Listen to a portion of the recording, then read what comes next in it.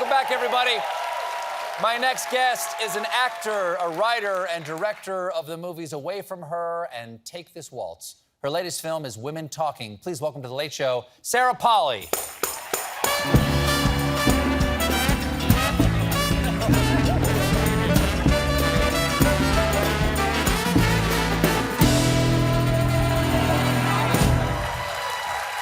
So nice to meet you. So nice to meet you. Now, Tuesday night, you have besides being a director with a new film, you also have a memoir called Run Toward the Danger, which I want to get into in just a moment here. But you had an event at the Strand Bookstore here in New York on Tuesday night with the great Frances McDormand. There, the two of you are together. She interviewed you. You moderated this evening. I've never had a chance to interview her, spend time with her.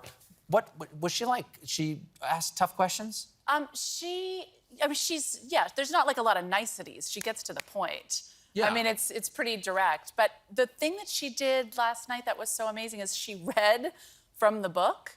And I had this amazing experience of hearing my innermost thoughts read by Frances McDormand, which I actually think is an experience we should all have. You start to believe yourself. In some way, sort of like playing you to you. Yeah, but as Frances McDormand too, so now I hear my voice as very confident. I wouldn't mind picturing myself as Frances McDormand. It's really therapeutic. Now, the book, as I said before, it's called Run Toward the Danger, which is an evocative and an attractive idea. Where's that title come from for you? What's that mean? So I had a concussion in 2015. A very large fire extinguisher fell on my head. Oh, my God. Yeah, and I had a concussion that lasted for about 3.5 years, on and off. What does that, I'm sorry, what does that mean, like a concussion? Because I think I probably had them briefly, when I was a kid. How does that manifest itself over a long period of time? So it came and went in intensity, but brain fog, headaches, enormous sensitivity to light and noise, impossible to multitask. I certainly wasn't going to be making a film again. And so I did all kinds of treatments, went to all kinds of doctors. A lot of the advice was go lie in a dark room, rest, listen to your body, listen to your limitations. And I finally found my way to the University of Pittsburgh Medical Center with an amazing doctor named Dr. Michael Collins, who said to me, if you remember only one thing from this meeting, remember this, run towards the danger. And by that, he meant all of the things I'd been avoiding, and because they were too much for my head, where I had to go lie in a dark room, or avoiding things that triggered symptoms, were things I had to do more of. So my brain was becoming weaker at what I was avoiding out of anxiety. Oh, so desensitize yourself to that stimulus. Yeah, and kind of you have to just move towards the things that make you very uncomfortable, and that's the only way you're gonna get better. So what does that mean on a broader sense to you? Because you name your book this, I assume, because that has resonance in the rest of your life and your work. What does that mean to you generally now? I mean, I think it was a real paradigm shift. I think I'm someone who's listened to their anxiety a lot in their life in terms of listening to my limitations. And I think it really made me think these are actually challenges. These are exciting obstacles to overcome, that the things I'm afraid of, I can move alongside the anxiety. I don't even have to overcome it. I can just move with it and still do the things that are uncomfortable. And there's tremendous payoff in that. How do you feel now? I mean, how is your head now? Within 6 weeks of being at that program, I was completely better. After 3.5 years of suffering through this? Yeah. That's extraordinary. It was amazing. Well, another thing about Frances McDormand is she optioned the 2018 novel Women Talking, which you've adapted and directed, and she also acts in the film and is a producer. We've already said, like, she's got an enormous amount of confidence, and, she seems fun but tough. Is she intimidating to work with at all? I mean, she is really fun, and she has an enormously kind heart, but she does cut to the chase. So, like, there was a guy who was our host at the Strand named Walker last night, and there was just a moment where suddenly I just heard, Walker, how about a toilet? It's like you just get straight to the actual thing you're talking about. What was it like meeting her originally with this, when she came to you with the book?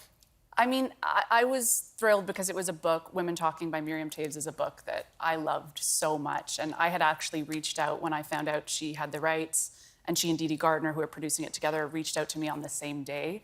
So it felt very meant to be and very exciting. I understand you hadn't directed in a long time. As you said, you certainly couldn't direct for this. It had been 10 years. Did you approach directing differently after this than you did before? Yeah, I mean, I felt so grateful every day just to be able to do the job and to be able to collaborate with people. And it sounds trite, but it was really true sense of euphoria every day, being able to do a job that required imagination and collaboration and multitasking.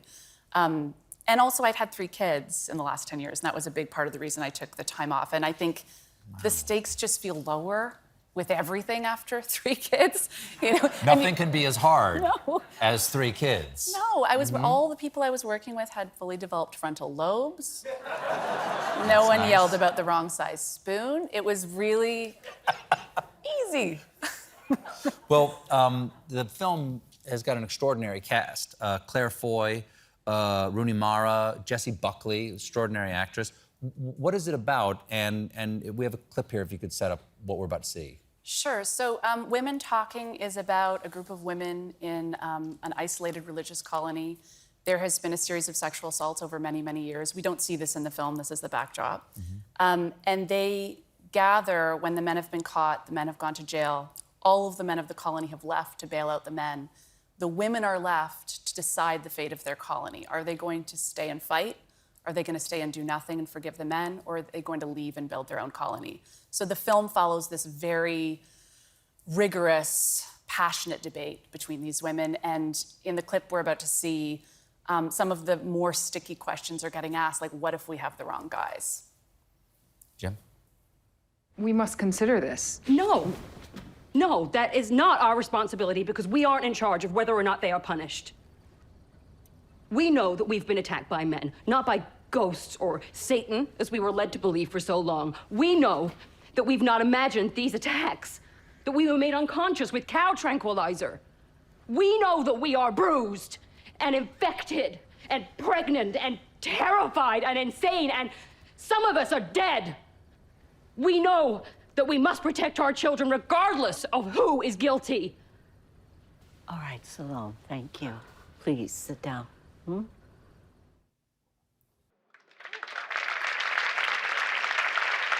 Besides being a director and an author, you started acting when you were very young. Here you are. How old are you when you're doing this? I think I'm 5, but when I was a kid, I used to lie and say I was 4 because it meant I'd been doing it for longer, but I think I'm 5. And do you... what was this experience like for you as a kid? Not everybody enjoys being a child actor later when they look at it. Yeah. At the time they want to do it, there's a lot of excitement being around these adults and doing this adult thing and getting the attention. But what was that like for you? And you have kids. Do you encourage them to do it? No, I do not encourage them to do it. I would say, in general, it's a really weird thing to have kids in a professional environment amongst people who are not trained to be around children. It doesn't make a ton of sense. I don't know how ethical it is. So I don't encourage any of my 3 kids to do that as children. If they want to do it when they're older, great. Do they come to set with you? They came on this set because with COVID protocols, the only way they could come was by being background performers. And my oldest kid, of course, wants desperately to be a child actor because every button must be pushed. So they kind of negotiated their way on set and did a lot of, every time I would talk to the kids on set who I was very uncomfortable having there and say, anytime you're uncomfortable, anytime you need to leave or take a break, just let us know you don't need to be here. And my oldest would be like, we know, stop boring us with your childhood. We're fine. So, yes, they very much want to be actors, and they will not be until they're older. Good luck with that. Thank you. Sarah, it was so lovely to meet you. Thank you for being here. Thank you. Women Talking is in select theaters December 23rd, and Run Toward Danger is available now. Sarah Polley, everybody.